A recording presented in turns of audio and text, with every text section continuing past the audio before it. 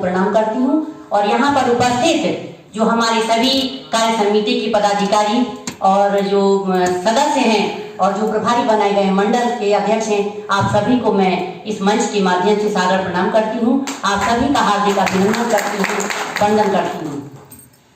आज 19 मार्च को हमारे जो प्रदेश सरकार की 3 वर्ष पूरे हो रहे हैं, लेकिन हमारा ये कहना है कि हम किसी भी कार्यक्रम की शुरुआत जब करते हैं तो हमारे जो आराध्य हैं और जिनकी पद्धति पे, जिनके सिद्धांतों पे हम आगे बढ़ रहे हैं, उनकी बात हम पहले करना ज्यादा जरूरी समझते हैं। हमारे श्यामा प्रसाद मुखर्जी जी, जिन्होंने 21 अक्टूबर सन 1951 में जनसंघ की स्थापना की थी और उन्हीं का दिया हुआ नारा था, एक विधान, एक निशान और एक प्रधान। अगर उस सपने को किसी ने साकार किया, क्योंकि हम लोग हमेशा यही बोलते थे कि जहां हुए बलिदान मुखर्जी, वो कश्मीर हमारा है, वो कश्मीर हमारा है, वो कश्मीर हमारा है।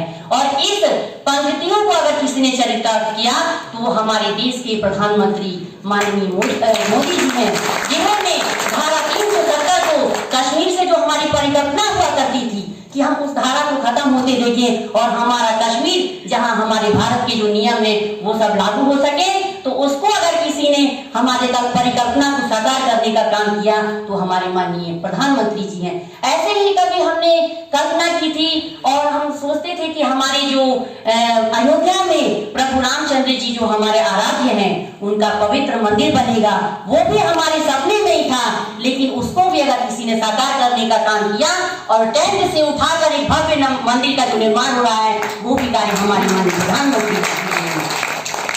और आप सभी लोगों को पता होगा कि हमारी श्यामा प्रसाद मुखर्जी जी की जो मौत हुई थी बहुत ही रहस्यमय थी।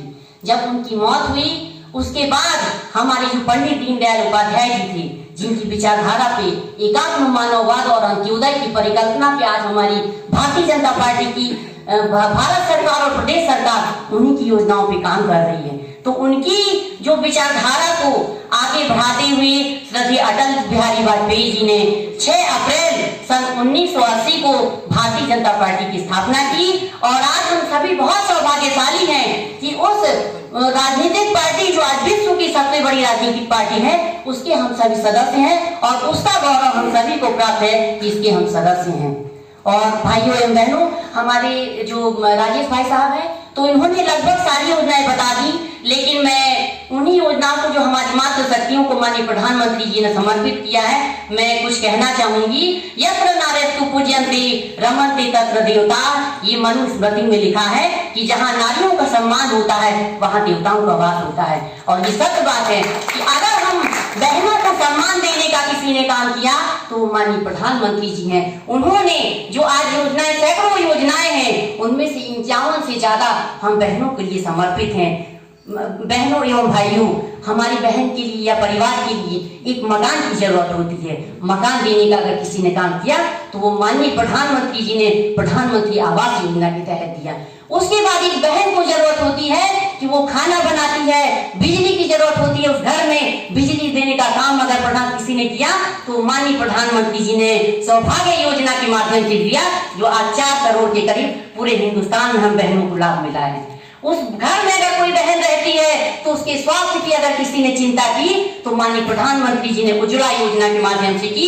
बहनें पहले खाना बनाया करती थी, उनकी आंखें खराब होती थी, फेफड़े खराब होते थे, वो अपने बच्चों को समय नहीं दे पाती थी। माननीय प्रधानमंत्री जी ने उज्ज्वला के माध्यम से आज 8 करोड़ से अधिक बहनें इस योजना का लाभ ले रही हैं और समय बचा के अपने बच्चों को पढ़ा भी रही हैं, अपने लिए रोजगार भी कर रही हैं। तो ये उन्हीं की देन है और हम सभी बहनें उनको बहुत बहुत धन्यवाद करती हैं। उसके बाद बहनों, हमारे हिंदुस्तान की जो जनता है वो उसकी स्वास्थ्य की अगर किसी ने कल्पना की और तो वो हमारे प्रधानमंत्री जी ने, जिन्होंने आरोग्य योजना, आयुष्मान योजना, जिसमें हिंदुस्तान की लगभग 11 करोड़ परिवार, लगभग 40 करोड़ की आबादी इसमें आती है। और वो 40 करोड़ की आबादी जब स्वस्थ रहेगी तो हमारा हिंदुस्तान आगे बढ़ेगा, तरक्की करेगा और विकास के मार्ग पर अग्रसर होगा। इसी तरह उन्होंने मातृत्व बंधन योजना, जो हमारी प्रसूता बहनें थी, जो गर्भवती बहनें थी, उनके पेट में ही बच्चों की गर्भावस्था में ही मौत हो जाती थी, उनके लिए प्रधानमंत्री जी मातृत्व बंधन योजना लेकर आए और उन्होंने उनको योजना का लाभ दिया। वो बहनें आज स्वस्थ हैं और एक स्वस्थ बच्चे को जन्म दे रही हैं। तो ये हमारा सौभाग्य है कि हम ऐसे कार्यकाल में सांसें ले रहे हैं, आगे बढ़ रहे हैं, जहां हमारे देश का नेतृत्व माननीय प्रधानमंत्री जी के हाथों में है। और ज्यादा कुछ नहीं कहूंगी क्योंकि सब कुछ बता चुके हैं। बहुत सी योजनाएं हैं जिनमें सिर्फ हम बहनों को ही आगे बढ़ाया गया है। माननीय मुख्यमंत्री जी की 4-5 योजनाएं जो हम बहनों को समर्पित है, सिर्फ मैं वो बताऊंगी कि रोमियो स्क्वाड, पहले हम जो बहन बेटियां थी वो जब जाती थी स्कूल में, कॉलेज में, तो उनको जो है मजनू छिड़ा करते थे, उनके लिए हमारे माननीय मुख्यमंत्री जी ने ये व्यवस्था की, स्कूलों के बाहर, कॉलेज के बाहर पुलिस को लगाया ताकि वो आगे बढ़ सके।